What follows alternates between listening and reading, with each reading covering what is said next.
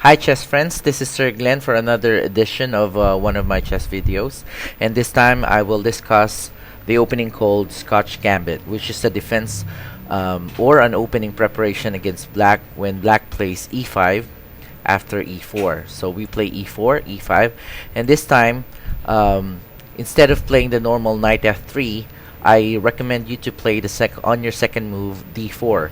We use this move order to avoid certain openings such as the Petrov, which happens if white plays knight to f3, and then black plays knight to f6.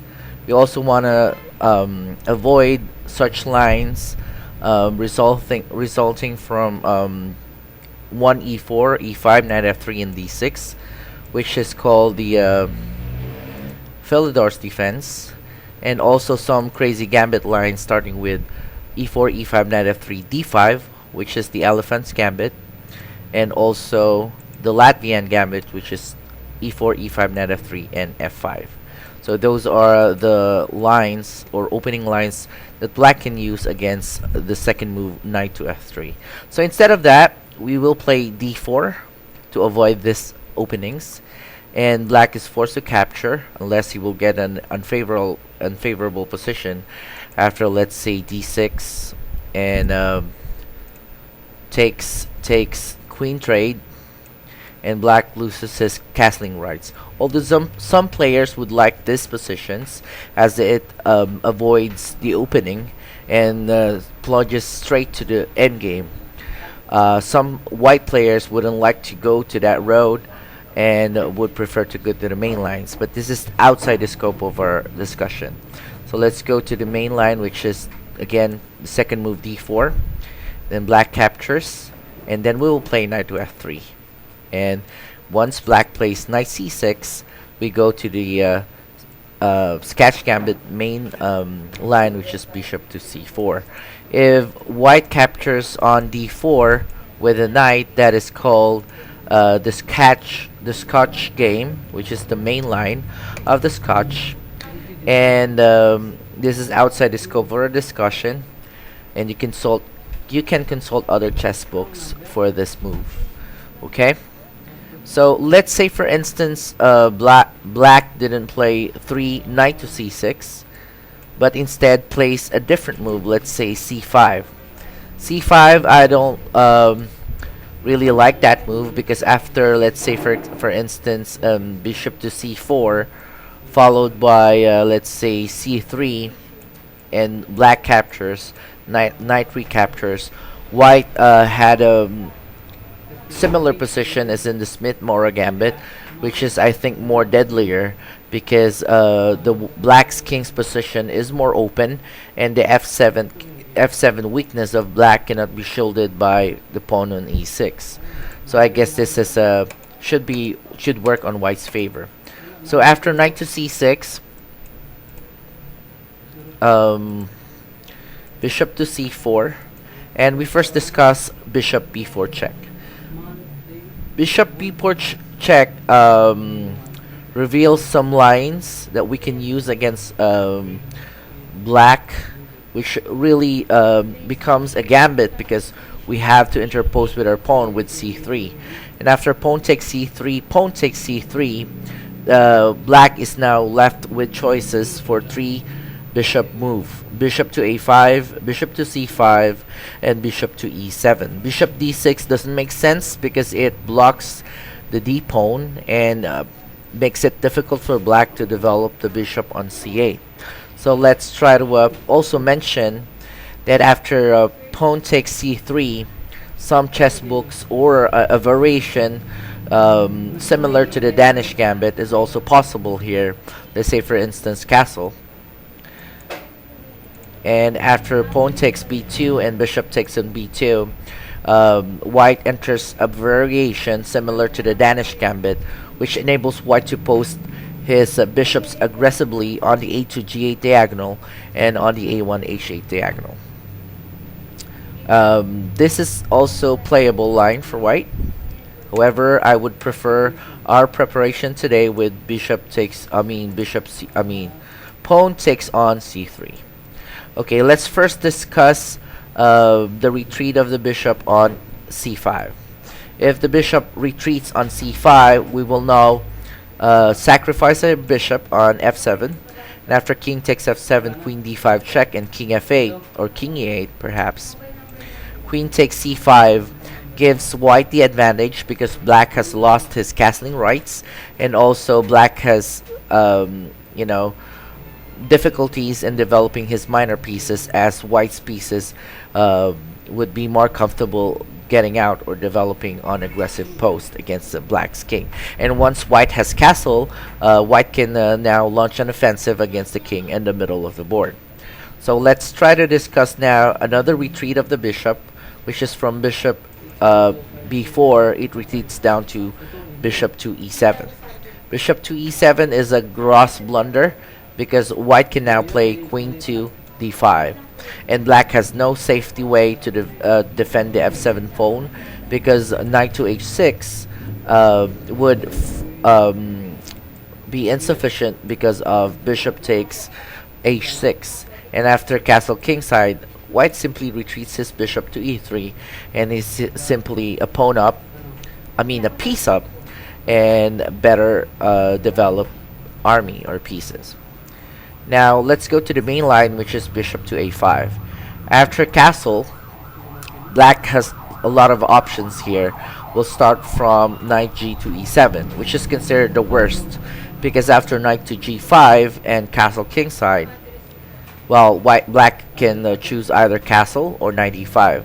Well, after knight to e5, white can simply sacrifice an f7, and after several exchanges, knight takes f7, bishop takes f7, king takes f7, queen h5 gathers or forks the bishop on a5, and after queen takes a5, white recovers the piece, and black's king is unsafe. Okay, now let's try to discuss other variation here. White can also, instead of sacrificing an f7, can choose to play bishop to b3, and then after, let's say, h6, f4. Now after takes on g5 and takes on e5, the black's position on f7 is indefensible, so black needs to castle. And then after queen h5 and g6 and queen h6, black has no good way to prevent the attack from coming into reality, because after knight to c6, bishop takes pawn on g5 and queen e8, bishop f6 actually concludes the game very quickly. So let's say, for instance, instead of h6, black replies with castle kingside. White will now play queen h5, and after h6 and several capture on f7, white forks the bishop on a5, and his position is preferred. Okay, let's say after castle, instead of knight to e5, black castles. Now what we'll do is we'll try to see what will be the conclusion here, because after castle I already discussed the continuation, which is queen h5. Okay, and queen h5 unleashes the attack on f7 as well. Okay, now let's try to discuss other black's option aside from knight g to e7. Knight to f6 fails to bishop a3, preventing black from castling. Now let's say knight takes e4. White may play queen to d5, and the double attack on the knight and f7 would cost black a piece. So instead of knight takes to e4, let's say black plays d6. White now plays e5, opening up the diagonal again, unless after it takes, let's say, queen b3, black's king is caught in the middle of the board with nowhere to hide. And after, let's say, after e5, knight to g4, takes on d6, and then a check on e1, and black has to cover with knight e7. And after several attacking moves, again black's king is caught in the middle of the board. So after castle kingside, black cannot really play knight f6 or knight g7 yet. He needs to play first d6. Okay? And after d6, white continues with queen b3. And let's say, for example, black defends with queen f6. White will play bishop to a3. And after knight g7, e5. Okay. Opening up the position again, and after knight takes, queen takes, we can now conclude on f7 and say that white's position is preferred because black's king is still in the center and behind in development. So let's say here, instead of queen f6, black plays queen e7. Again, white will use the same theme to open up the a3 f8 diagonal with e5. And let's say, for example, knight takes e5, which fails to knight takes, pawn takes, and then queen b5 check, forking the bishop on a5 and the king on a8. So black needs to play pawn takes e5. After e5, pawn takes e5, and then we'll play bishop to a3, queen f6, and complete our development by playing knight b to d2. Now here, this is a crossroad as black needs to get his king safely castled either on the queen side or on the king side. On the queen side will be difficult because the queen puts pressure on b7, preventing black from developing the bishop on c8 and castling long. So therefore, black needs to play knight g to e7, preparing to castle short. And after knight e4, queen g6, the surprising move, bishop takes e7. And here, it's not possible for white to capture with a knight, because after knight eg5 castle and knight takes f7, rook takes f7, white wins by playing a very crushing move, knight takes e5. And black will lose tons of material. Now, after bishop takes e7 from a3, bishop takes e7, black needs to play king takes e7. And then after queen a3 check, king e8, and rook f e1. After some moves, let's say white completes or puts both of his rooks at the center of the board. I believe that after several moves, black's king in the middle of the board won't survive the onslaught of white's pieces. Okay? So, I think I covered most part. Let me see here. Okay, now let's try to discuss lines instead of bishop b4 check. Let's start with bishop e7, which after c3 and pawn takes, let's say black takes on c3, white will now play queen to d5, attacking the f7, and after knight to x6 and the bishop captures and castle, white needs to play bishop takes pawn so that he can meet the threat of black of capturing on b2, because after, let's say, instead of capturing on g7, white retreats on c1 with bishop c1, black turns the table by playing knight to b4, queen d1, and c2, and it is black who wins instead. So after bishop takes g7, king takes g7, knight takes c3, white is better because he has a lead in development, and black's king is actually insecure.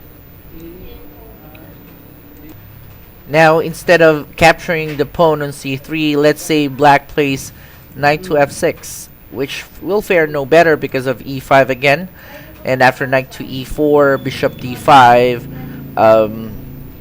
and f5, let's say f5, c takes d4, f5 makes black's king unsecure. And after, let's say for example, black went for knight to c5, c takes d4, and knight to e6, black's position is a little cramped. And let's say for example, white retreats his bishop on b3, there's a threat of forking both knights with d5 on the next move. And let's say black needs to play d5. Now the knight on e6 is blocking the bishop on c8, and let's say for instance castle castle, and white is able to defend the pawn on d4. And after, let's say, some moves here by black, let's say a6, and white tries to put in the f4 f5 attack, and black's knight e6 seems to look silly. Now let's try to discuss another alternative here by black, which is bishop to c5. After c3, well, I just like to mention as well that castle instead of c3 with is actually an invitation of white to black to enter the very complicated Max Lange attack, which starts from knight f6 e5, and after d5 takes an f6 and takes an c4. After an eventual check on e1, bishop e6, knight g5, and queen d5. This goes to a very sharp forced line here. And after f takes e6, bishop h6, d3, and c3, the assessment on this position is very unclear. Though some masters or players would prefer white, some players would prefer black. I'm not really interested in this line because it's very complicated. So I would prefer the normal line. So let's go back to c3. After c3, let's play knight to f6. Okay, now taking the pawn on c3 will again fall to the same trick. Bishop takes f7, king takes f7, queen d5, king f8. Takes here on c3, and after, let's say, queen takes e4, bishop e3, white has a pawn down, but black's king is in the middle of the board and lost his castling rights, and the queen is a little bit exposed here. And it is believed that white will be able to gain the advantage here after putting a rook on the e file. Queen takes e7 instead of queen c3 doesn't make sense because it goes straight to the endgame with white being a pawn down. So after knight to f6, white can now transpose to the main line, which is c takes d4, bishop to b4, and after bishop d2 and takes d5. Well, there are a lot of lines as well here as possible. Let's say instead of d5, black can play knight takes e4, knight takes e4, and d5. That's also possible. And also earlier, in the position after bishop d2, black can also play or insert knight takes e4 here, and after takes white can play bishop takes to f7 and put a check on b3 and gather the knight on e4, which is considered also favorable for white because of the possible attack on by the knight on g5 or knight on e5 check, and also harassing the king, as well as white can quickly put a rook on e-file. So after d5, white can capture on d5, which is takes, queen b3. And black has two choices here. He can retreat his knight to e7, the other knight, or he can play knight to a5. Let's first discuss knight c to e7, which after castle, and rook e1 c6, white is slightly better because his pieces is slightly more active than black. How about knight to a5? We'll check c6, and then if white wants to do a repetition here, or black wants to draw, you can simply play knight c6, but queen a3 would be interesting for white, preventing black from castling. So after c6 takes queen a3, we'll go to a very complicated line, starting with queen e6, king d1, and after knight c4 takes, rook c1, queen b5, and check on e6. The position is unclear, with white can use the initiative imbalance or piece activity versus black's king safety.